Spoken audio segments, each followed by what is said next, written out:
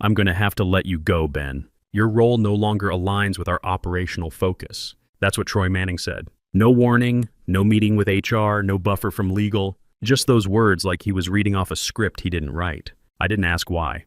I didn't bring up the night I stayed until 3 a.m. fixing the back-end crash that would have killed our contract with Morrison Freight. I didn't mention that I'd trained half the people still on the payroll. I didn't even tell him my daughter Sophie was starting her senior year, and we still had 9 years left on the mortgage. Let me back up a bit. My name's Ben Walsh. I'm 44 years old. Been a senior software engineer at Bridgepoint Systems for 17 years. Started there fresh out of college when they still had cubicles and dial-up modems in the back office. I've seen this company through 4 different CEOs, survive the Y2K panic when everyone thought the world would end, made it through the dot-com crash when half our clients disappeared overnight, and rebuilt our entire security infrastructure after 9/11 when paranoia became a business requirement. Here's what you need to know about those 17 years. I wasn't just another code monkey. I was part of the team that kept Morrison Bank's ATMs running during Y2K while everyone else was panicking about the Millennium Bug. I designed the disaster recovery system that saved us during the Northeast blackout of 2003. When our biggest client, Hartwell Insurance, got hit by that nasty SQL injection attack in 2009, I was the one who rebuilt their entire data architecture from scratch in 72 hours. Troy Manning was CEO number 5. He came from Deakin Tech 6 months ago with an MBA from Wharton and a team of his own people. Said he was going to modernize our approach, streamline operations, bring fresh thinking. What he really meant was fire anyone who remembered how things used to work and replace them with his buddies from his old company. I just nodded when he delivered the news, stood up and walked out. 17 years, and that's how it ended. No thank you, no handshake, no severance beyond what the law forced them to give. I packed up my desk in less than 10 minutes. The room got quiet like someone had died. Eyes snapped back to screens. Keyboards got real busy. Nobody wanted to catch my look. Rick Palmer was the only one who came over. We'd worked side by side for 8 years, built 3 major systems from scratch, covered for each other through countless late nights and weekend emergencies. Rick had this nervous habit of clicking his pen when he was stressed, and I could hear it from across the room. He leaned in and kept his voice low. Dude, this isn't about performance. Troy's replacing legacy staff with his own guys. All of them from Deakin.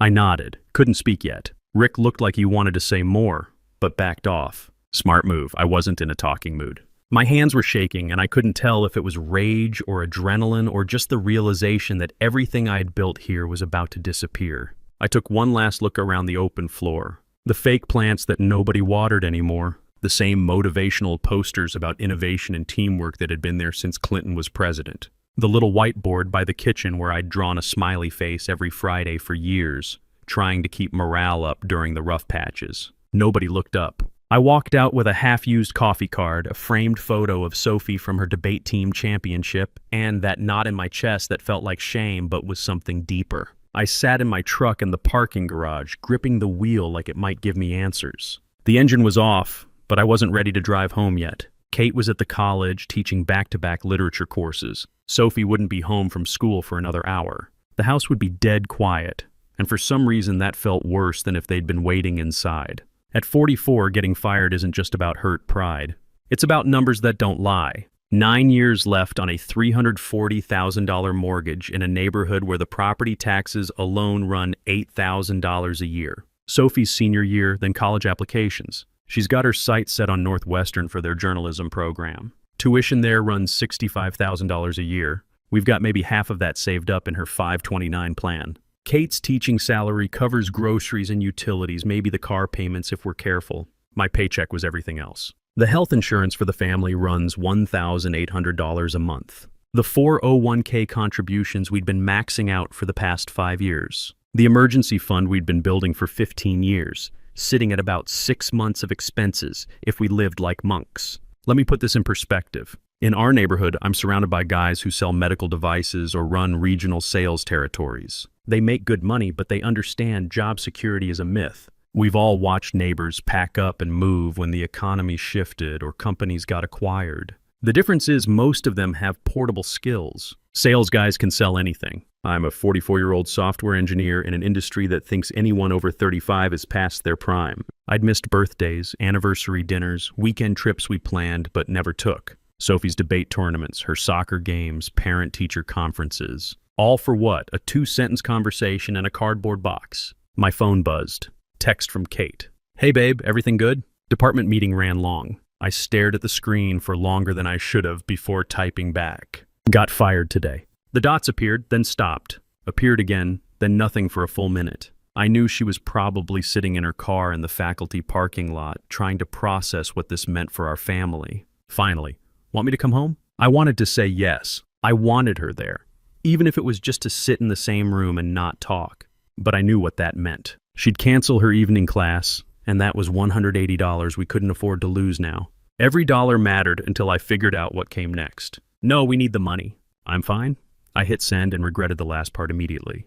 I wasn't fine. I felt like a shell of a man sitting in his own truck, wondering if I'd just wasted nearly 2 decades building something that was never mine to begin with. Inside the house, the silence hit me like a physical weight. No laughter, no footsteps, no clicking of Kate's laptop from her desk in the den where she graded papers and prepped lessons. Just the hum of the refrigerator and the sound of my keys dropping into the bowl by the door. I walked straight to the kitchen and fired up the coffee machine. Routine, muscle memory. The smell hit fast, but I already knew I wasn't going to drink it. My stomach was a fist. I sat at the kitchen table, opened my laptop, and stared at the blank resume document like it had personally insulted me. That little cursor just blinked and blinked, mocking me for even thinking I had something relevant to say. 17 years of experience, and I couldn't figure out how to start the first sentence. How do you summarize keeping a company's infrastructure running while the world changed around you? The phone started buzzing around 4 p.m. Word travels fast in our industry, especially when someone with my reputation suddenly becomes available. Mike Torres from Data Flow, where I'd done some consulting 3 years back when they were migrating to cloud infrastructure. Sarah Kim from TechCore, who'd tried to recruit me twice over the past 5 years. Ben heard about Bridgepoint. Complete garbage move. We're expanding our cloud infrastructure team if you're interested. Base salary around $140,000, full benefits, probably looking at $160,000 with bonuses. Good offers, decent money, especially compared to sitting on unemployment. But not life-changing money. Not the kind that makes you forget about getting stabbed in the back by people you trusted. Not the kind that puts Sophie through Northwestern without debt or pays off the mortgage early, or lets Kate finally write that novel she's been talking about for 10 years. That night I didn't eat much. Kate made spaghetti. Sophie talked about her AP history project on the Cold War, and I sat there nodding in the right places while my mind raced through scenarios. Kate knew something was wrong beyond just the job loss. After Sophie went upstairs to study, Kate sat next to me on the couch. "What are you thinking?" she asked.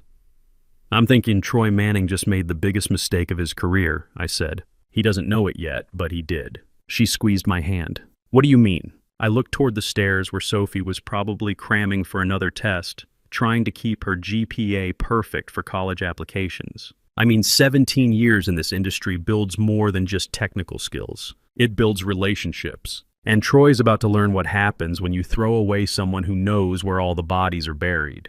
The email came in at 6:30 the next morning. Subject line, time-sensitive opportunity, Carl Brennan. I almost deleted it on instinct. Thought it was spam or some LinkedIn recruiter with bad timing. But the name stopped me cold. Carl Brennan, CEO of Apex Technologies. The same company we'd been chasing for over 18 months at Bridgepoint.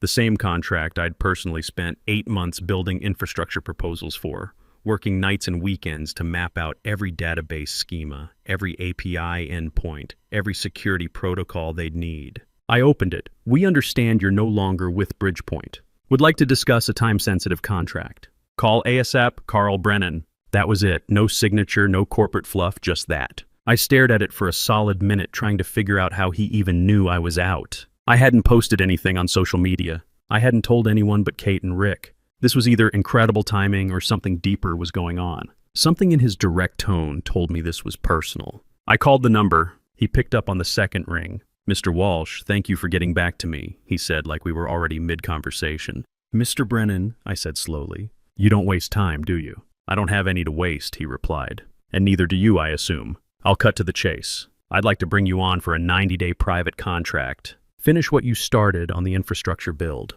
Clean, direct engagement. You work for us. We pay 4 times your previous rate." I almost dropped the phone. 4 times my rate meant $280,000 for 3 months' work. That was mortgage killing, college fund filling, life-changing money. You want me to rebuild what I was doing at Bridgepoint, but do it for you directly? Yes, he said, that work was yours. The authentication layer alone would take most teams 6 months to get right. You had it mapped out in 3 weeks. I want the version you intended, not what some junior project manager cuts corners on to make his PowerPoint look better. I rubbed my face hard. You realize this cuts Bridgepoint out of a $12 million deal? There was a pause just long enough to feel deliberate. I do. And frankly, after working with Troy Manning at Deacon Tech for 2 years, I'd rather burn money than give him another dime. There it was. This wasn't just about the project. You knew Troy before Bridgepoint? Worked under him at Deacon for 18 months. Worst 18 months of my career. The man couldn't architect his way out of a paper bag, but he was great at taking credit for other people's work. Sound familiar? My heart started pounding. You knew I got fired. I did, he said. Your name disappeared from their proposal revisions this week. I don't like last-minute substitutions, so I asked around. Found out Troy cleaned house and brought in his Deacon cronies. Same playbook he ran there. I leaned back in my chair. And you just happened to have a contract ready? Ben, let me tell you something about Troy Manning. 4 years ago, he convinced Deacon's board to partner with my company on a $30 million data center project. 6 months in, he tried to cut me out and bring the work in-house using specs my team had developed. Cost us both companies when I pulled the plug. Deacon lost $18 million in projected revenue. I lost 6 months and a lot of sleep. The pieces were falling into place. So this is payback. This is business, Carl said. I don't play games, Ben. I want the system we discussed, the one you designed, not the watered-down version they'll patch together to save face. The question is, can you deliver it without their resources? I didn't say yes right away. I told him I'd need to review terms. He said they'd send everything within the hour, including a dedicated laptop with secure credentials. After I hung up, I just sat there staring at the wall like I'd been hit in the head. Kate walked in 20 minutes later, still in her robe, coffee mug in hand. You're up early, she said. Everything okay? I nodded slowly. Apex Technologies just offered me a contract. 3 months, 4 times what Bridgepoint was paying me. She nearly dropped her mug. Are you serious? Dead serious.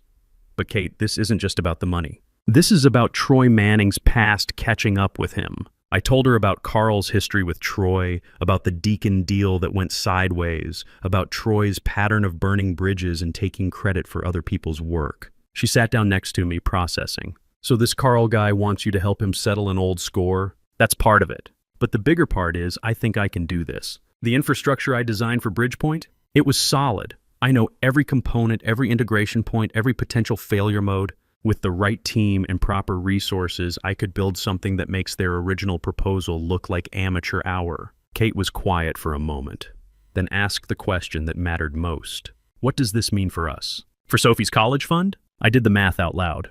$280,000 for 3 months. After taxes, that's about $190,000. Enough to pay off 6 years of mortgage payments, fill Sophie's college fund completely, and still have money left over for your sabbatical. Her eyes widened.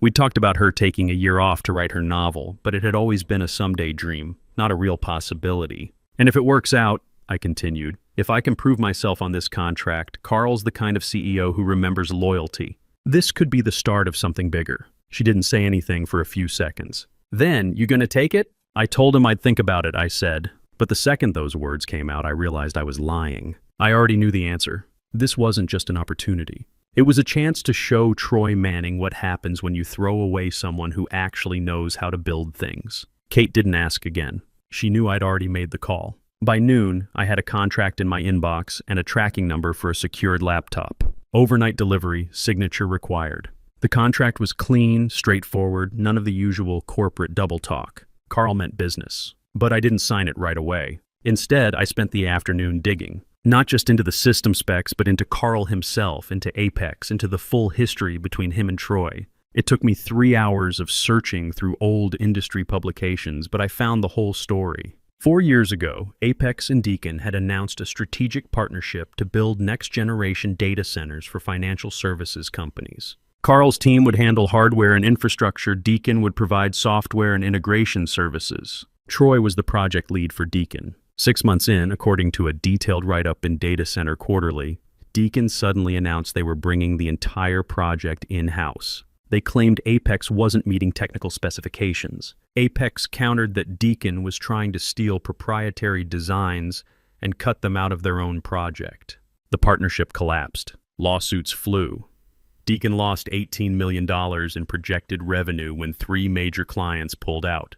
Apex lost time and reputation but survived. Troy Manning was quietly reassigned to strategic initiatives at Deacon before landing the CEO job at Bridgepoint 8 months later. Now it all made sense. This wasn't just about the current contract. Carl had been waiting for a chance to show the industry what Troy Manning really was, and I was going to be his weapon. The laptop showed up the next morning. Matte black, military-grade casing, custom build that probably cost more than my first car. Like Carl knew I'd been dying to work on something that didn't lag every time Outlook decided to update itself. I signed the contract and got to work immediately. The authentication protocols alone were beautiful to work with. Clean APIs, proper documentation, security standards that actually made sense. For the first time in years, no one was hovering over me asking for slide decks or metrics I didn't care about. No Slack messages every 30 minutes asking for status updates. No daily stand-ups where people talking about work. Just pure, focused technical work on systems that would actually matter. My fingers flew across the keyboard. I wasn't second-guessing myself or checking for approval from 3 different managers. I was designing the system the way it should have been from the beginning. Clean, scalable, secure enough to make a hacker weep with frustration. That's when my phone lit up. Troy Manning, I let it go to voicemail. An hour later, another call, then a text. "Hey Ben, can we talk? I think there's been a misunderstanding." I actually laughed out loud. Kate looked over from the couch where she was grading papers. "Troy?" she asked. "Yeah," I said, "now it's a misunderstanding." 2 minutes later, another text. "There may have been miscommunication from HR. Let's discuss options." Kate rolled her eyes. Too little, too late. By day 4, I'd finished the initial architecture.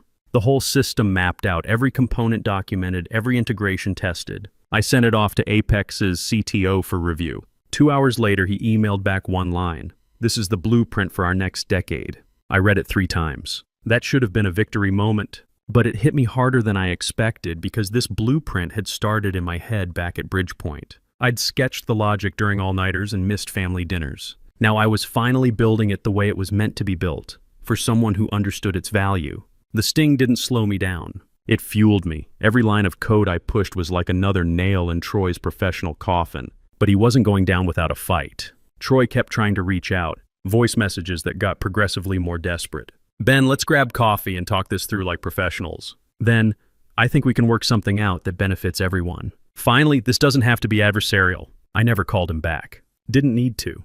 But Troy was smarter than I'd given him credit for. He started making moves. Rick called me on Thursday afternoon, voice tense. "Dude, Troy's trying to poison the well. He called Morrison Freight yesterday, told them you were violating your non-compete by working with Apex. Suggested they might want to reconsider their contract with us." "Did it work?" "Hell no." Jim Morrison laughed at him. "Told Troy that you'd personally saved their back end 3 times, and if Bridgepoint had a problem with that, maybe they should have kept you."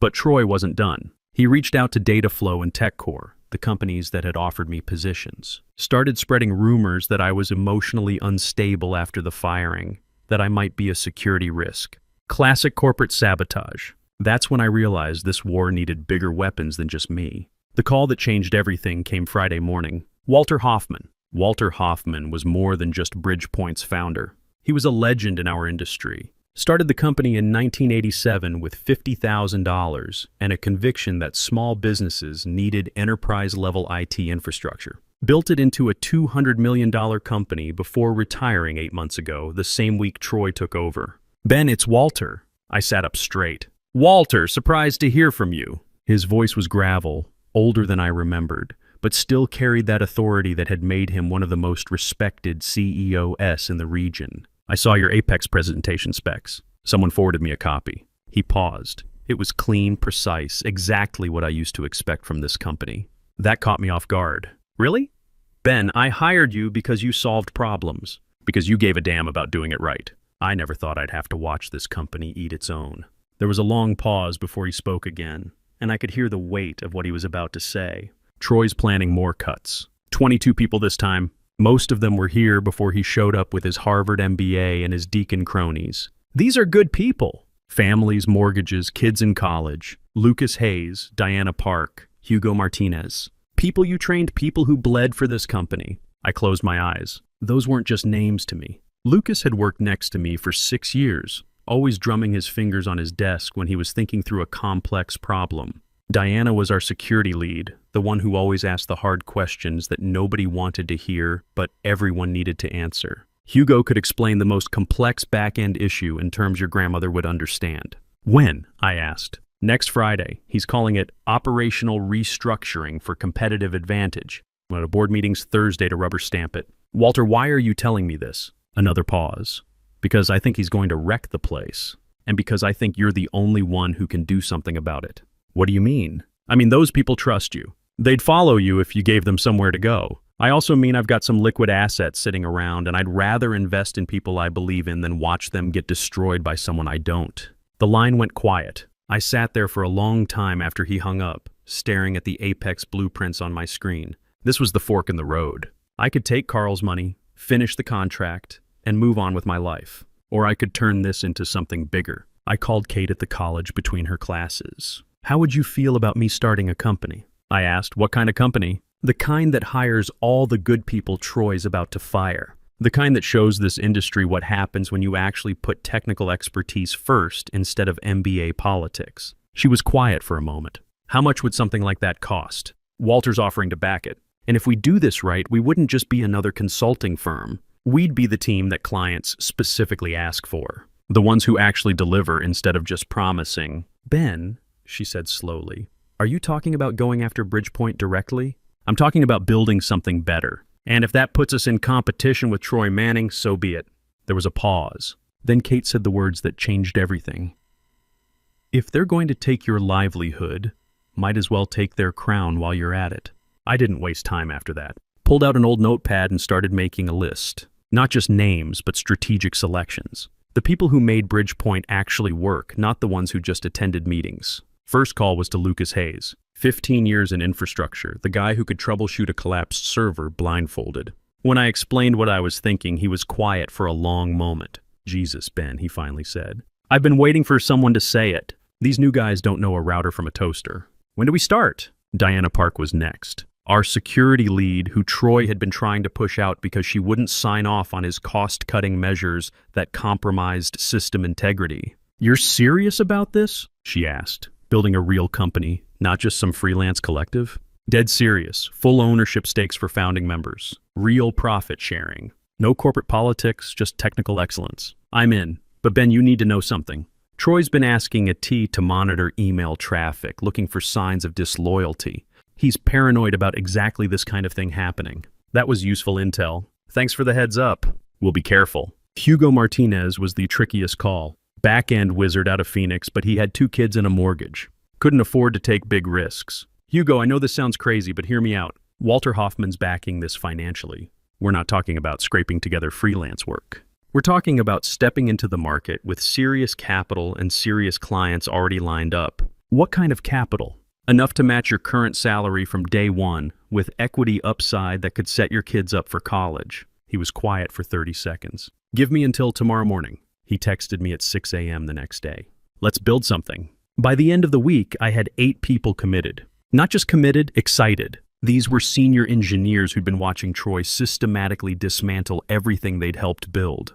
They wanted to fight back. We registered the LLC on a Tuesday. Ironclad Solutions. I chose that name deliberately. We weren't going to be another consulting firm that promised everything and delivered maybes. We were going to be bulletproof. The incorporation paperwork was more complex than I'd expected. Incorporating in Delaware for tax advantages, setting up the equity structure so everyone had real ownership, establishing the banking relationships, getting the liability insurance. Walter connected me with his attorney, a sharp woman named Patricia, who'd handled dozens of tech startups. The key, Patricia explained, is making sure you're legally bulletproof before you start operating.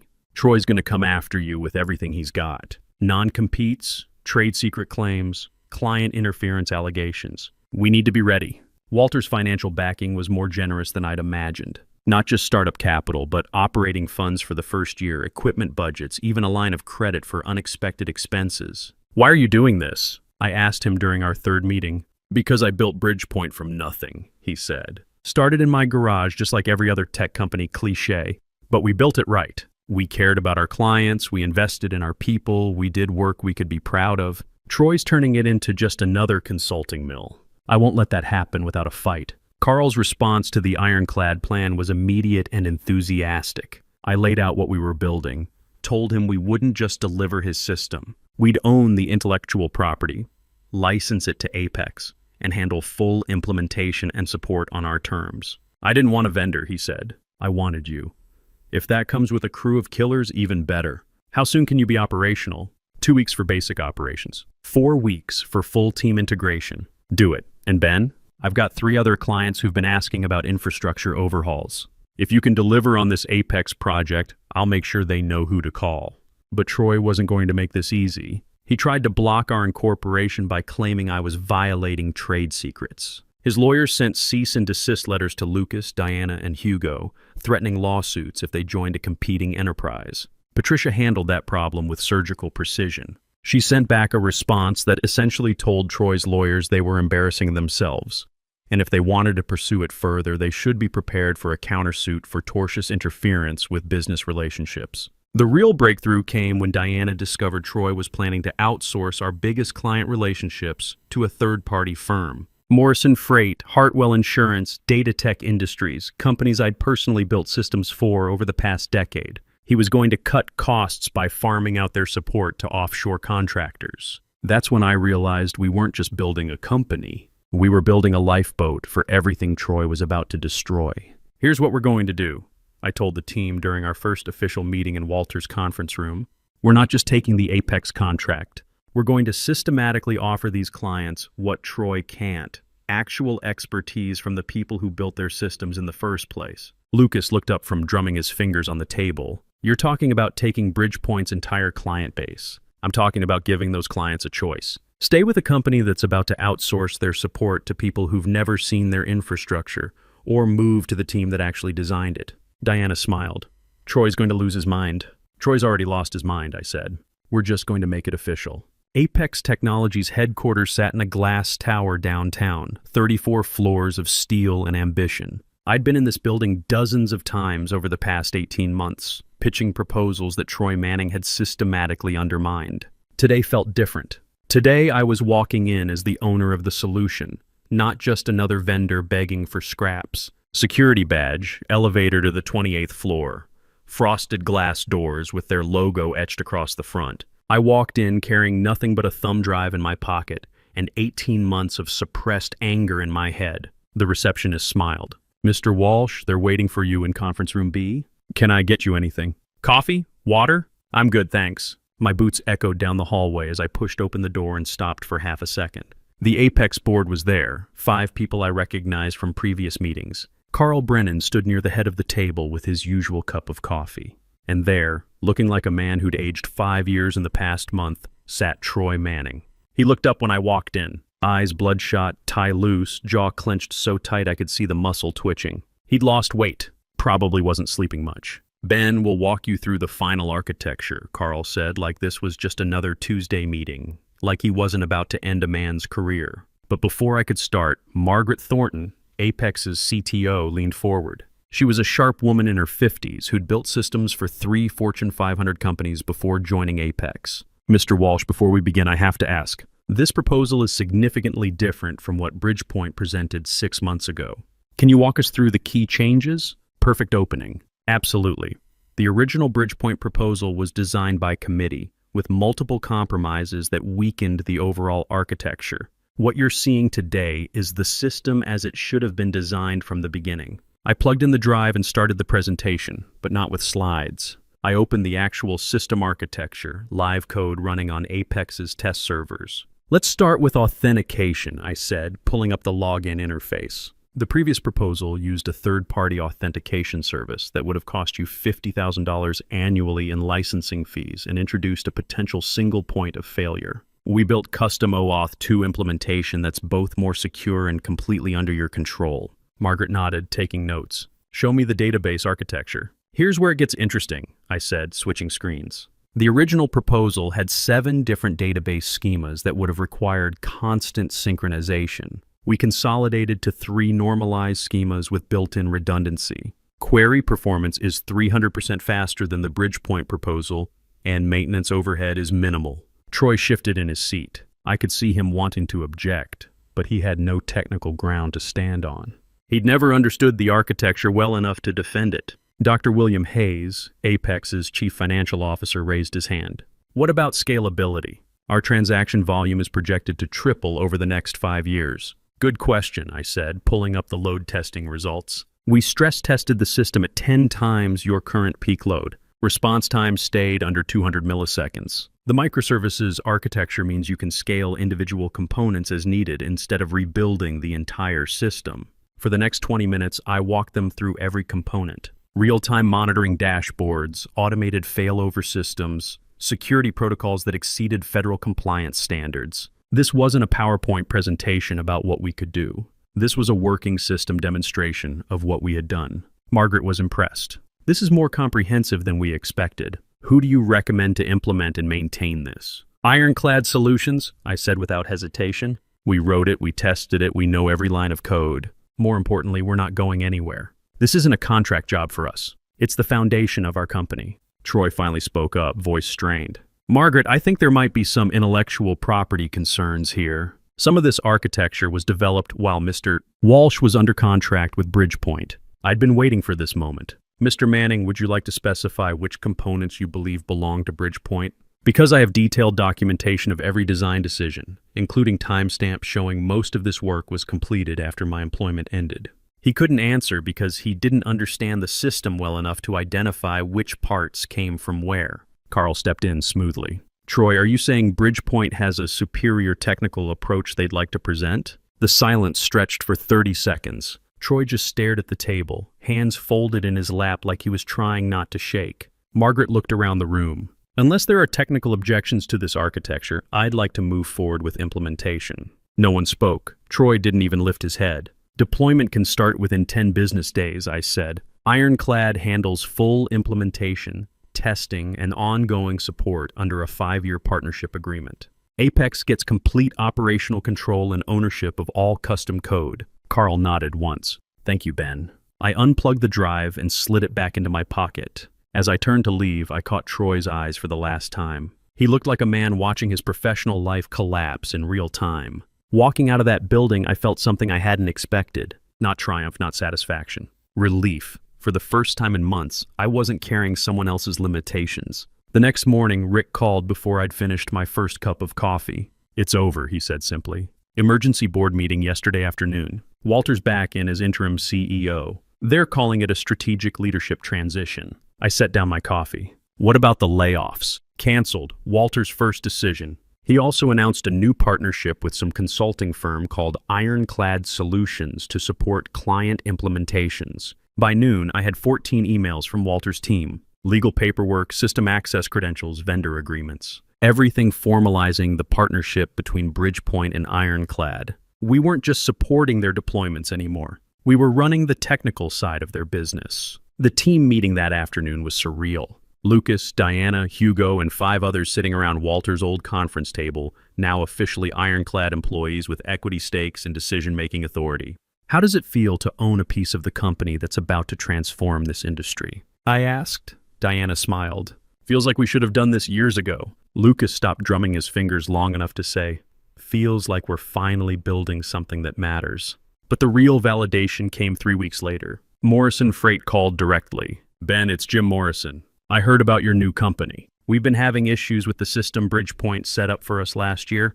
Think Ironclad could take a look? Within 6 months, we had contracts with Morrison Freight, Hartwell Insurance, Data Tech Industries, and 8 new clients Carl had referred. 22 people on payroll, all of them equity owners, all of them working on systems they actually cared about. We didn't have an organizational chart. We had trust. We didn't have corporate meetings about meetings. We had technical reviews where people actually understood what they were reviewing. Clients noticed immediately. Word spread through the industry like wildfire. Ironclad doesn't just promise results became our reputation. They deliver them. 18 months later, I was debugging a complex integration issue when Sophie walked into my home office. She was wearing her Northwestern University sweatshirt, the one we'd bought during the campus visit that was now fully funded. Dad, you missed dinner again, she said, but she was smiling. I looked at the clock. 8:30 p.m. Sorry, kiddo.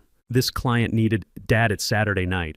The client can wait until Monday. She was right. I closed the laptop. Besides, she added, Mom made your favorite, and she has news about her book. Kate had finished her novel 6 months earlier, during the sabbatical that ironclad success had made possible. 3 publishers were interested. The advance wouldn't change our lives, but it would change hers. At dinner, Kate told us about the publishing meeting she'd had that afternoon. Sophie talked about her internship application at the Chicago Tribune. I mostly listened, realizing that for the first time in years, our family conversations weren't about what we were sacrificing for my career. They were about what we were building together. The next Saturday, I made it to Sophie's soccer championship game. Not just made it, I was there an hour early, front row of the bleachers. She spotted me during warm-ups and lit up like Christmas morning. Dad, you actually made it! Wouldn't miss it, I called back. She scored twice that afternoon. After the game, she ran over and hugged me like I'd just given her the world. We won state, Dad! Can you believe it? I can believe it, I said. You've been working toward this for 4 years. Walking to the car, Sophie asked, Dad, whatever happened to that Troy guy? The one who fired you. I'd almost forgotten about Troy Manning. Last I'd heard, he was doing freelance consulting for second-tier firms in Austin. Someone told me he'd started a blog about strategic leadership transitions that nobody read. He's not our problem anymore, I told Sophie. He never really was. That night, after Sophie went to bed and Kate was reading manuscript notes in bed, I sat on the back deck with a beer and thought about the past 2 years. The fire pit was glowing, crickets were chirping, and for the first time in my adult life, I wasn't worried about Monday morning. My phone buzzed. Email from a potential client in Seattle, a healthcare startup that needed infrastructure design. The kind of project that would have excited me 2 years ago because it meant job security. Now it excited me because it meant we were building something that mattered. At 46, success isn't about crushing your enemies or proving you're the smartest person in the room. It's about building something sustainable for your family, your team, your industry. It's about showing the next generation that experience and relationships still matter in a world obsessed with disruption and shortcuts. It's about proving that when someone tries to throw you away, you don't have to disappear.